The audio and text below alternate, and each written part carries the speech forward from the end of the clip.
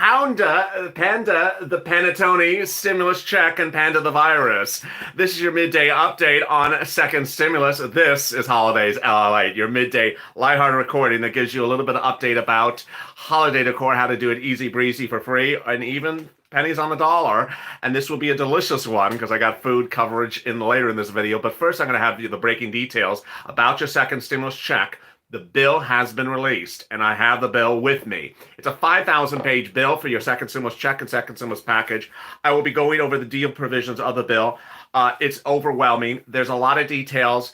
And as reported earlier on this channel today, the channel's going to sort of change a little bit over the next few days because there's so much breaking news. So what I'm doing is I'm keeping your existing programming shows where they are, but I'll be adding additional shows because you need one for EIDL, you need one for rent, you need one for routing the stimulus check, you need one for SSI, you need all these additional shows. It sort of doesn't make sense to record a 40-minute show and have people sort of look through it to get the question they have answered. So I'm going to do separate shows for separate issues, but I'm going to keep your favorite shows where they are. Those will be the sort of broad stroke shows like this one, Holidays LLA. The bill has been released. It's 5,000 pages long. Clearly, this is not 5,000 pages in my hand. It's a summary of the 5,000-page bill. There's a lot of details on it, but so let's get right to it.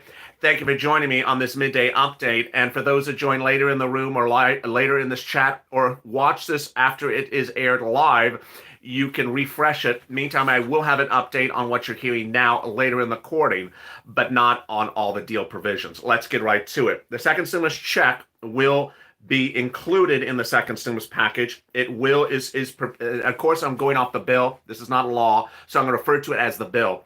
Under the bill, it will be $600 for an individual making up to $75,000 a year, and $1,200 for a couple making up to $150,000 a year, and $600 for each child dependent. Adult dependents do not get a stimulus check. This means a family of four will receive $2,400 in direct payments. This is $120 billion that is being allocated. And earlier today, Steve Mnuchin spoke about the stimulus check and how soon you would get it. He said the stimulus check would go out next week. I think that's hogwash. I think it's sort of mincing words. It makes viewers believe they're going to get a stimulus check in their hand next week. You're not going to get a stimulus check in your hand next week. He's not being clear on his choice of words. The stimulus check would likely come in your hand, physically in your hand, 10 days after it becomes law, which could be Wednesday. Next, PUA, FPUC, and UI are all extended. How is this going to work?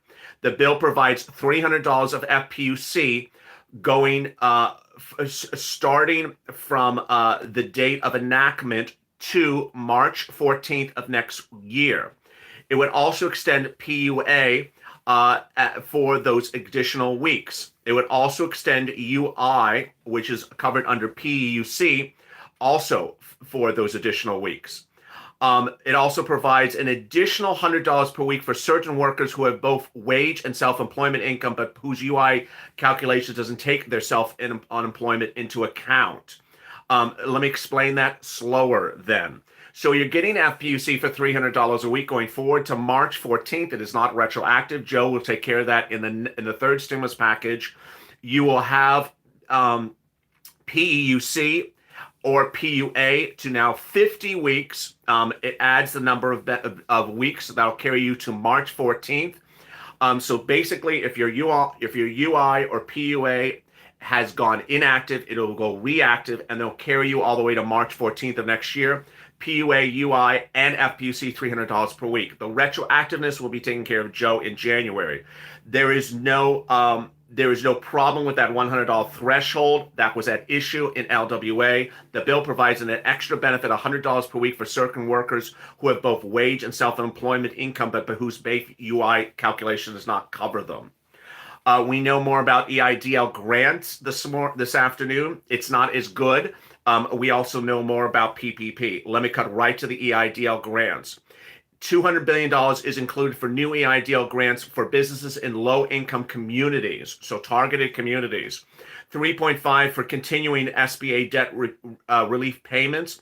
$2 billion for enhancements of SBA lending. $15 billion for dedicated funding for live venues, independent movie theaters, and cultural institutions, which is like museums. and then $284 billion for second round of PPP, forgivable PPP, set aside for very special businesses and lending through community-based communities as well. Number one question you're going to say is, do I get the remainder of my $10,000 EIDL grant from this? No. I'll say it again. Do you get the remainder of my $10,000 EIDL grant from this? No. Do I get an additional EIDL grant? No.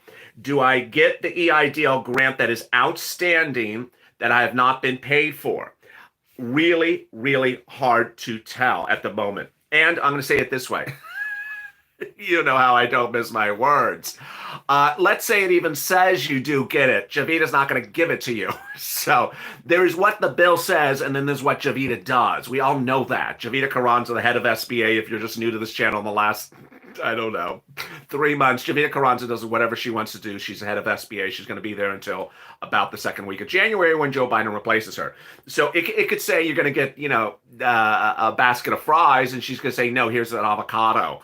But to recap, EIDL grants are not comprehensive for everyone. They are only for certain types of targeted low-income communities. And the remainder of $10,000 EIDL grant, Joe, January 3rd stimulus. The unpaid EIDL grant, Joe, January stimulus, third stimulus. I'm referring to Joe as the third stimulus package. Next, support for community development financial institutions and minority depositories, $12 billion. Transportations, which is $15 billion for airline payroll support. So if you work for the airlines, you're going to get paid. $1 billion for airline contractor payrolls, $1 billion for transit, $10 billion for state highways, $2 billion for airport and airport concessions, and then $2 billion for motor coach school buses, ferry industries, and $1 billion for Amtrak. I know I do have bus drivers that watch this channel. In particular, transit agencies running must take transit, will provide it for essential workers, low-income housing, and people of community to gain access. So this is a big one. For example, African Americans and senior citizens will get access to rails in a way they would normally not get it. $69 billion for testing and tracing, $82 billion for schools, but the big one in the schools is the child support.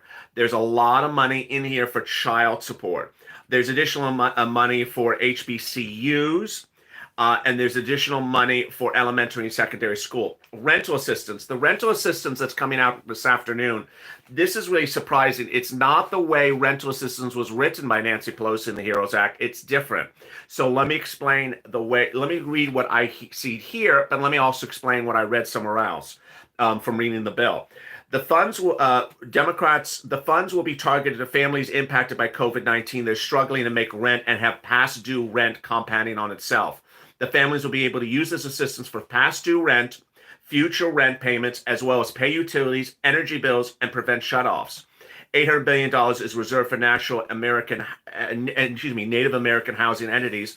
It also excludes the extension of the CDC eviction moratorium through January 31st, 2021. So a little bit of, there's a lot in there. And let me slow it down because that's a lot to digest. It's even a lot for me to digest. First, I presumed it was in a federal eviction moratorium. I thought they had said it was going to be a federal eviction moratorium, not a CDC federal eviction moratorium. There's a difference. Federal eviction moratorium means you just can't be evicted. It's as simple as that. Can't be evicted by act of federal law.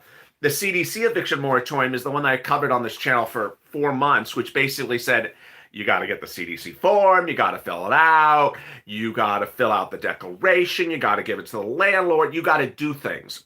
Let me say it even simpler. The CDC eviction moratorium required you to do paperwork.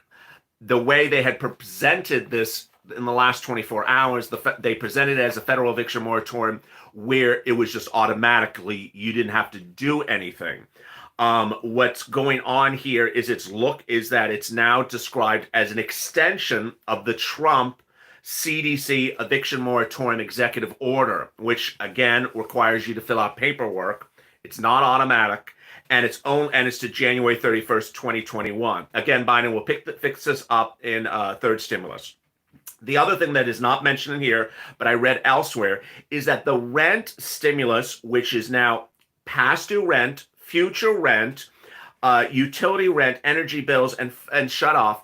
The reports I have read that describe the bill, and of course I've read some of the bill. I can't read 5,000 pages in an hour and a half.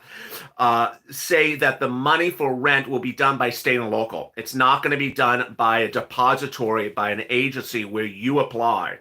We had been in the original HEROES Act of the summer. The way Nancy Pelosi wrote it, which I particularly liked a lot, was it was going to be an agency like HUD, something like a housing agency. You would apply, you would give your lease, you would get approved. The agency would pay your landlord. The way they're making it sound now is that it's being routed through state and local. So the money is going to be given to states, and then you're going to apply to the states. A hot mess. Just a lot of steps. It just makes it more tedious. I would not have liked it this way.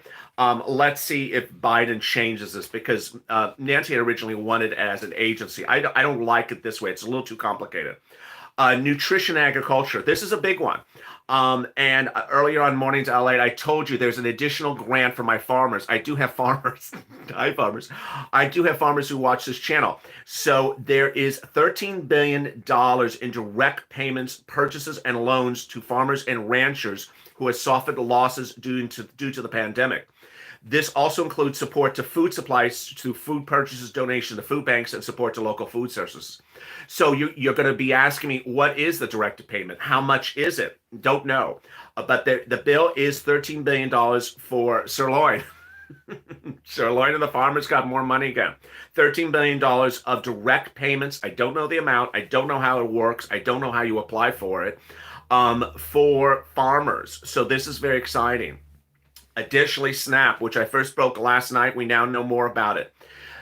It's a $13 billion to increase SNAP benefits by 15%, provide additional funding for food banks and senior nutrition programs, which is a big one.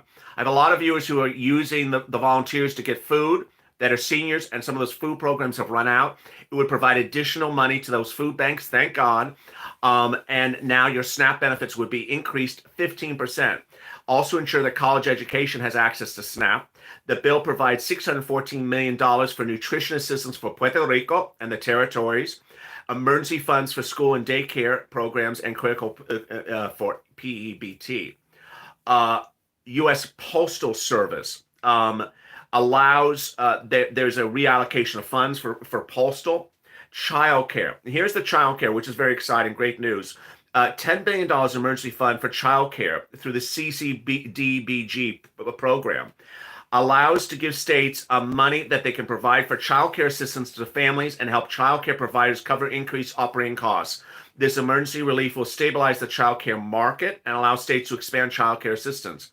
Also, $250 billion for head state providers to ensure the continued safety for low-income families through this pandemic. That's wonderful.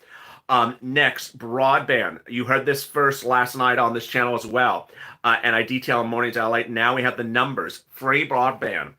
$3.2 billion in emergency funds for low-income families to access to broadband through an FCC fund. So the FCC is going to do it, and then they're going to pay the broadband companies, and then you can get it.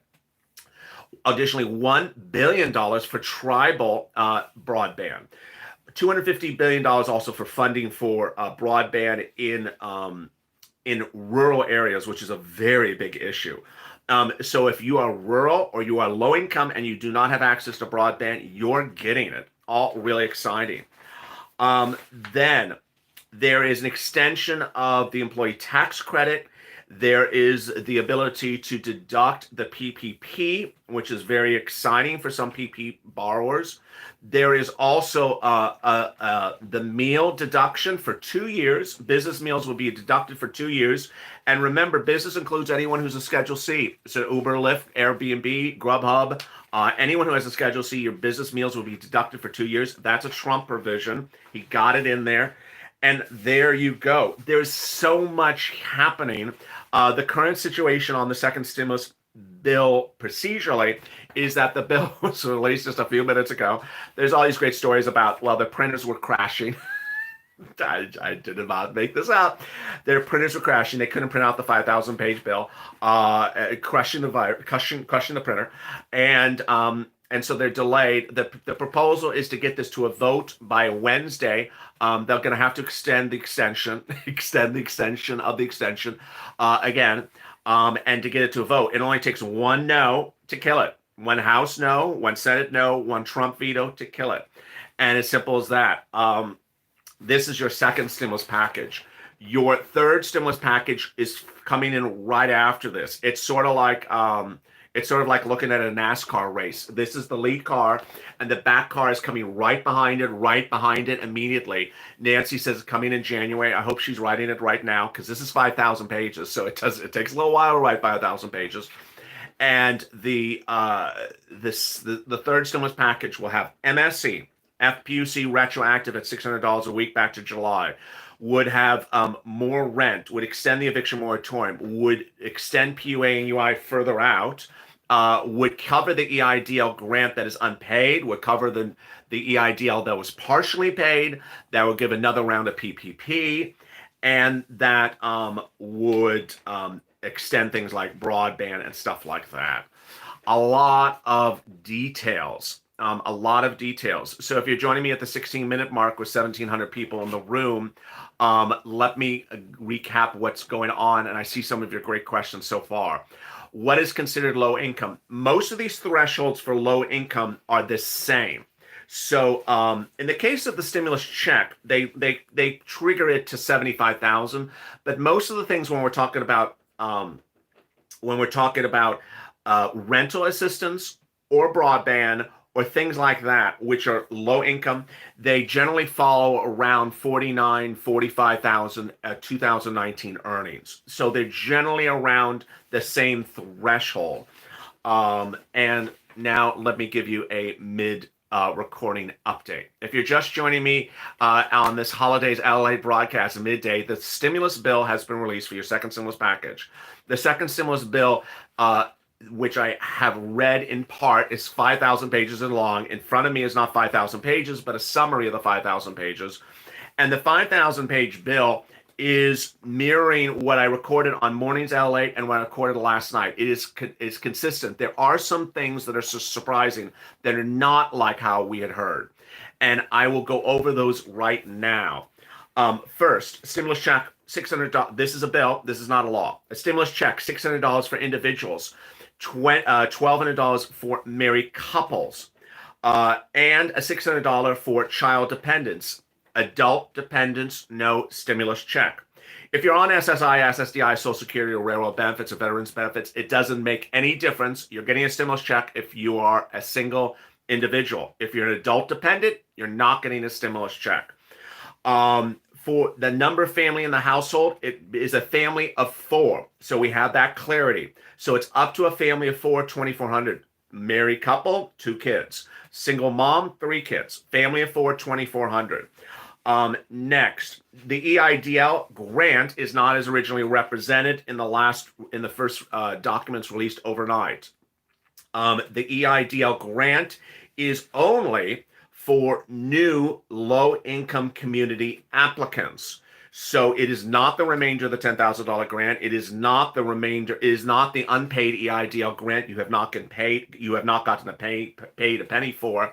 It is for new low-income EIDL grant applicants only, for low-income community business applicants only. The other EIDLs are third stimulus.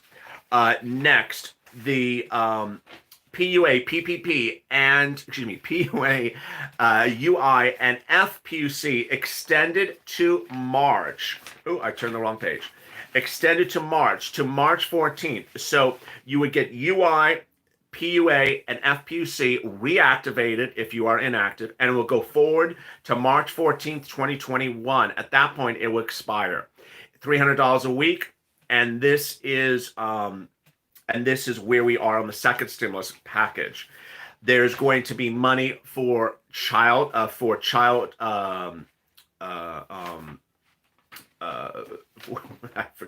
care, that word. There's money for child care. There is a big grant for my farmers. There's a big grant for nutrition for Puerto Rico. There's a 15% increase in SNAP food. There is free broadband coming to low-income families.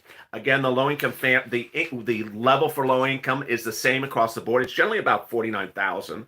And then there's rental assistance. The rental assistance is past due, for future rent, future utilities, and prevental of shutoffs, and it likely will be funded through the state and local. It would not be funded by a private agency. Finally, the eviction moratorium.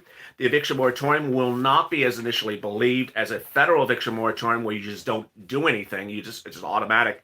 Rather, it's a CDC eviction moratorium, the one that I've been covering now for 5 months on this channel, which was created by Trump in executive order, extends it to January 30th of next year. The CDC eviction moratorium requires you to actually do something, requires you to fill out papers, so it's not automatic. There is no mortgage forbearance in here. There is no student loan repayment moratorium in here. And anything else that you don't hear, it's not in there as well.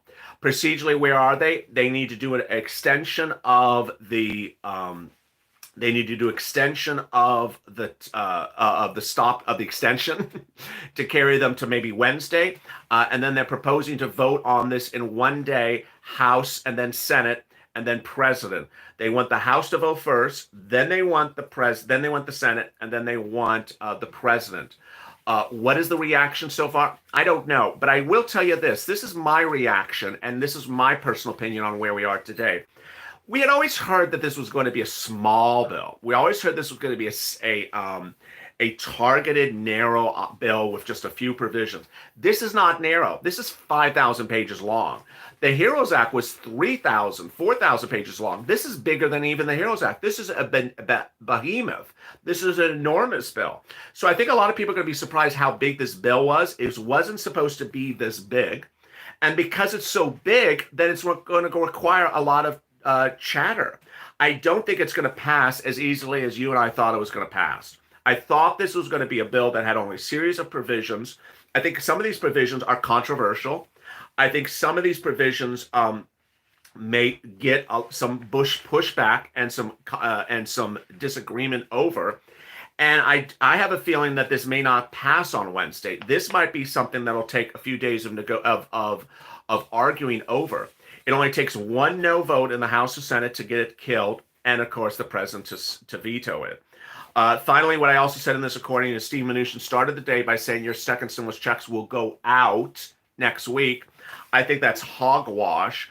I think that's sort of a vague use of the word go out. Yeah, it may go out, but you're not going to get it next week. He's making it sound like you would get a stimulus check in your hand next week. Not going to happen. Not going to happen. It takes at least 10 days for Treasury to send out a stimulus check for you to actually get it in your hand. So it may go out next week, but you're not getting it next week. It's not good to say something to the bat like that is not clear to the American people, especially going into the holiday season, making you think that you're getting a stimulus check by the end of next week, and then people are just like, "Where's my check?" It's not going to happen. Third stimulus would be FPUC retro. Third stimulus would be FPUC $600 a week. Third stimulus would be multiple stimulus checks, hazard pay, the $2,400 for SSI and SSDI, bigger rent, federal eviction moratorium, mortgage forbearance, rent, student loan repayment, perhaps by executive order, not even by bill. And all those things are sliding in January, just a few weeks away from here as well. With that, let's turn to some holidayness. When you're trying to enjoy the holiday season, you're trying to not turn into a cow like Sir Lloyd. You're trying to choose what delicious things you should get, and you're wondering, if I buy it, is it going to be perishable in 10 days? You've seen me touch both these items before in holidays, like food, and everyone loved them. And the question is, what is perishable and what stands the life of time? Ultimately, there's a series of wonderful things around the holiday season, and some things are not so perishable as others. We all know that a fruitcake can probably last to 10 years from now. And then we also know that eggnog has a very short shelf life. Be very careful on eggnog. It has about 10 days sometimes of shelf life. But how about the packaged items? On my right, which is your left, this is panettone, an Italian bread dessert featured earlier on this channel on holidays on Lalate. And on my left is also another item previously featured on Lalate holidays, which is German stollen. This is from Italy. This is from Germany.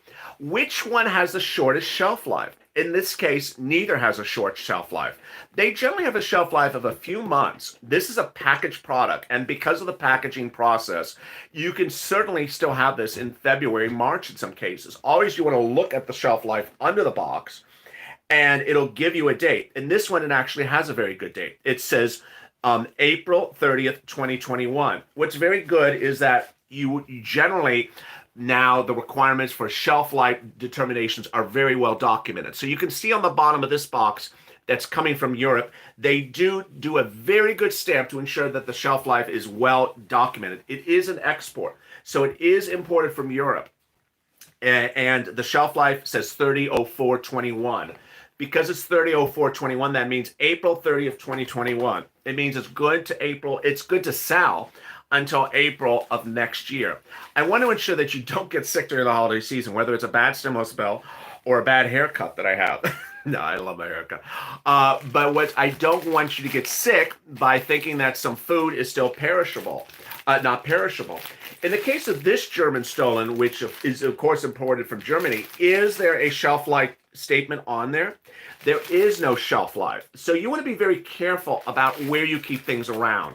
I always recommend during the holiday season that when you have something like this, oh, it does have it. My mistake. It does have a shelf life. And here it is. So it shows you. I thought it was not.